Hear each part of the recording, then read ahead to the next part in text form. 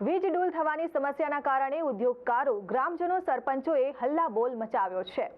માંડવીના કરંજ ખાતે આવેલ કચેરી ખાતે ડીજીવીસીએલના હાય હાયના નારા લગાવ્યા છે. વારંવારની વીજ સમસ્યાના કારણે ઉદ્યોગકારોને આર્થિક નુકસાન તેમજ ગ્રામજનો હેરાન પરેશાન પણ થઈ ચૂક્યા છે. ત્યારે અધિકારીએ વહેલી તકે સમસ્યા નિરાકરણની ખાતરી આપી છે. સુરત જિલ્લાના માંગરોળ અને ઓલપાડ તાલુકામાંથી અવારનવાર વીજ સમસ્યાના પ્રશ્નો ઉઠવા પામે છે.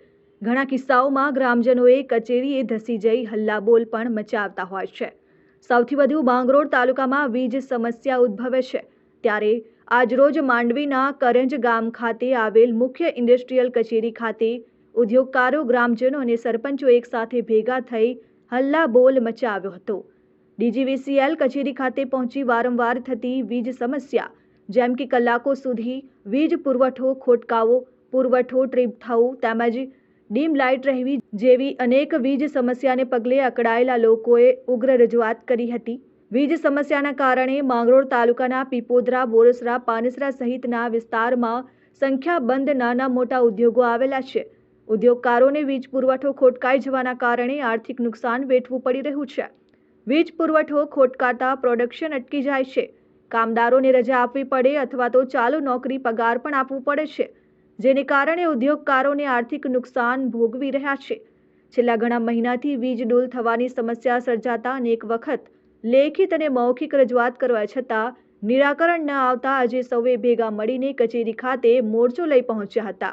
ડીજીવીસીએલ કચેરી ખાતે પહોંચેલા આગેવાનોની રજૂઆતને પગલે અધિકારીઓએ હરહંમેશની જેમ એક જ વાતનું રટણ કર્યું, જેમ કે ટેકનિકલ ખામી તેમજ ટૂંક સમયમાં સમસ્યાનું નિરાકરણ આવી જશેની ખાતરી આપી હતી.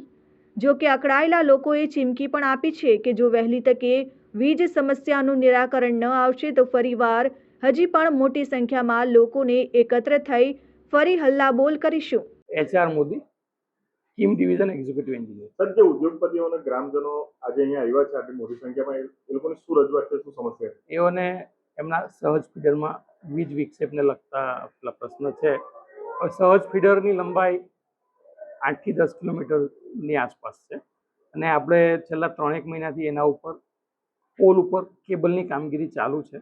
2 થી 2.5 કિલોમીટરમાં કામગીરી બાકી છે અને ગઈકાલે આપણે 220 kV લિંડિયાદમાં થોડો ફોલ્ટ હતો મોટો અને સહજ ફીડરના શરૂઆતના 3-1 પોલ કંઈ તૂટી ગયા હતા, એટલે એમને આપણે ગઈકાલે વીજ વિક્ષેપ થયેલો. નાઇટમાં એક નજીકના ફીડરથી એમનો પાવર ચાલુ કરી આપેલો હતો. હમણાં જે પોલ તૂટેલા એની કામગીરી ચાલુ છે અને એમનું જે લાગણી છે કે અમારો પાવર જાય છે વારંવાર, તો એ નહીં જાય અને કાયમી સોલ્યુશનના ભાગરૂપે આવતીકાલે એક મેન્ટેનન્સનું આયોજન કરેલું છે. એમાં આપણે વધારે પડતા પેલા માણસોને મીન્સ એન્ગેજ કરી અને એ ફીડરનું આવતીકાલે 100% વ્યવસ્થિત કામ થઈ જાય અને એમનું વીજ વિક્ષેપને લગતી સમસ્યાનું સોલ્યુશન આવે એવું પ્લાનિંગ કરેલું છે. એકચ્યુઅલી સાહેબ એવું છે કે આ મોટા બોરસરા સબ ડિવિઝનમાં લગભગ 20 થી 25 ફીડરો હોય છે. ગઈકાલે લગભગ બધા જ ફીડરો પેલા 220 kV લિંડિયાદ 2.5-3 કલાક બંધ થવાને લીધે બંધ થયેલા હતા અને આ વરસાદ વીજળીને કારણે લગભગ ટૂંકમાં તમામ ફીડરોમાં ફોલ્ટ થયેલા હતા અને પેલા ગ્રાહકોના વારા પરથી ફોન આવતા હોય, કદાચ એમને એંગેજ મળ્યો હોય અને હું આ મારા લેવલે જે અમારા કમ્પ્લેન નંબર અને ડાઉન ધી લાઇન જે સ્ટાફ છે એમને આ કમ્પ્લેન નંબર થાય પ્રોપરલી રિસ્પોન્ડ એ પ્રકારની સૂચના આપતો.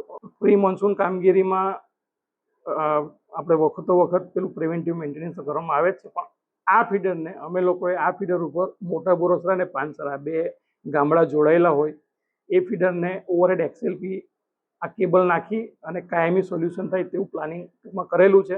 ફીડર લાંબુ હોવાને લીધે અમને આ વધારે શટડાઉનની જરૂર પડેલ છે. વીકલી એક શટડાઉન હોય છે અને એ છેલ્લા 2-2.5 મહિનાથી કામગીરી ચાલે છે. આ મેજોરિટી કામ પૂરું થઈ ગયું છે. હવે 1 થી 2 શટડાઉનમાં આ કામગીરી પણ જે બાકી છે તે પૂરી થઈ જશે.